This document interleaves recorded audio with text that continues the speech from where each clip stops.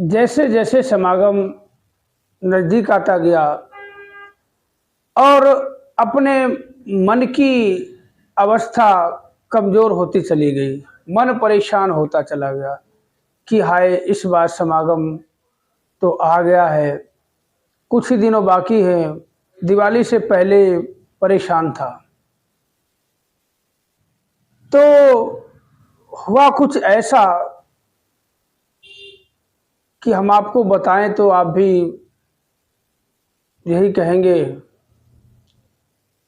क्या कहेंगे, ये तो कहते अपने मन के भाव हैं, कौन क्या सोचता है, एक ही चीज़ होती है, एक ही बात होती है और सबका मतलब जवाब, नज़रिया अलग अलग होता है। मेरे साथ कुछ ऐसा हुआ, आपको बता देता हूँ, ज़्यादा घुमा फिरा के कोई बात नहीं करना। कहते एक चमत्कार से कोई कम नहीं, हम तो यही कहेंगे। कहते अगर आपके पास खाने को नहीं, पीने को नहीं, पहनने को नहीं और अठन्नी भी नहीं,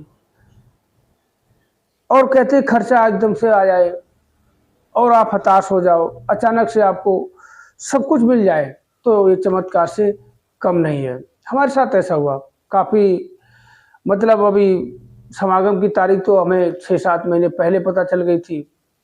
अब जैसे जैसे समागम नज़दीक आया, अक्टूबर के महीने में शुरुआती में, अब सोचने लग गया, अब आप सभी जानते हो, तन की सेवा, मन की सेवा, धन की सेवा। तन की सेवा में वंचित रहेगा, पक्ष लेना। अभी देखो, अब क्या अगर हो सकता, अभी 1-2 दिन में आजकल में अगर जाना हुआ तो मिल गई, जो कहते हैं वहाँ पे सेवा लगती है, इस बार सेवा नहीं कर पाया। तो हुआ यूँ, अब हम सोच रहे हैं कि पिछली बार समागम कहते ना जाते जाते भी पहुँच गया, बस से ना जाके अपनी बाइक ले गया और हम बाइक से माता जी के दर्शन करे, समागम का स्थान देखा, बहुत अच्छा लगा।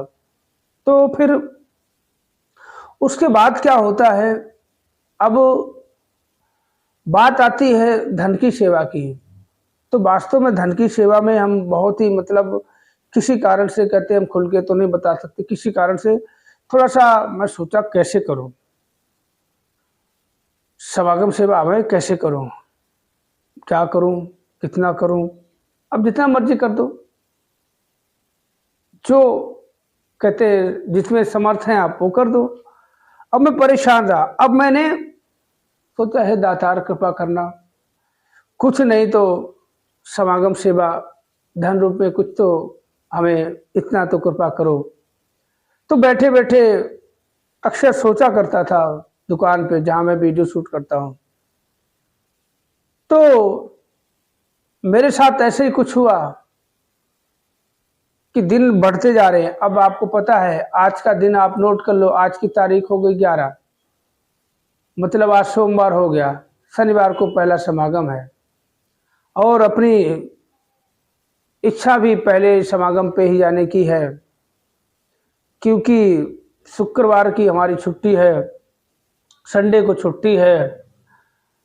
तो सोच रहा हूँ शनिवार को जाऊंगा, संडे को छुट्टी मिलेगी, शुक्रवार को छुट्टी है, शनिवार की एक छुट्टी ले लूंगा। तो अब काफ़ी दिनों से 10-12 दिन पहले से परेशान था यार, कैसे सेवा, क्या करूं, कैसे करूं, समझ में नहीं आ रहा कितनी करूं क्या। अब देखो, अचानक से जो हमारे बहुत करीबी संत महात्मा हैं, उनका आगमन हुआ। अब देखो बड़ी, ये तो हमारे लिए कहते ये कि कहते जो हमारे मुख मन में परेशानी बन के जो घूम रही थी बात, दुविधा थी, तो संत महात्मा का आगमन हुआ और हालचाल पूछे। आते सबसे पहला शब्द उन्होंने हमसे बोला कि महापुरुषों आपको इसकी सेवा इतनी देनी है, मैं माया नहीं बता रहा हूँ, मैं सत्य, ठीक है महापुरुषों।